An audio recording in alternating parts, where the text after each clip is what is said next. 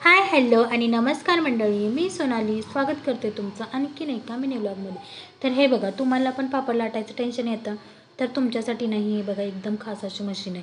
तर या मशीनमध्ये ना खूप छान असे सगळे पापड जमतात. म्हणजे नाचणीचे म्हणा, त्याच्यानंतर ना आपण शाबू किंवा बटाटा मिक्स करून ते करतो ना शाबूचं छान असं शाबू भाजून छान पावडर बनवून ते बटाट्यामध्ये मिक्स करून शिजवून ते पण पापड जमतात. सगळ्यात महत्त्वाचं म्हणजे उडदाचे पण पापड यामध्ये छान जमतात लाटायला.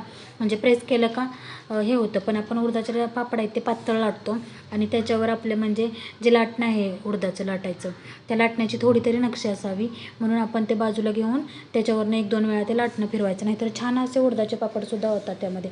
आता ही मशीन कशी वापरायची, एकदम सोपी पद्धत आहे ही मशीन वापरायची. तर बघा, ही लोखंडाची किंवा स्टीलची अशी 2मध्ये असतात त्या मशनी. आता ही माझ्याजवळ आहे ती लोखंडी आहे. कोणाकोणाजवळ असेल ना तर त्या स्टीलमध्ये पण असतात. तर लोखंडीचा काय फायदा होतो, स्टीलचं आहे ते जास्त असं प्रेस होत नाही आणि पातळ होत नाही पापड. लोखंडी आहे ना ते एकदम कट टू कट प्रेस होतं आणि पातळ झार पापड होतो एकदम छान असा. तर आता तुम्ही बघू शकता, तुम्हाला जेवढा पातळ पाहिजे तसं तुम्ही सगळीकडून गोल गोल फिरवून घ्यायचा. मस्त असा पापड तयार होतो.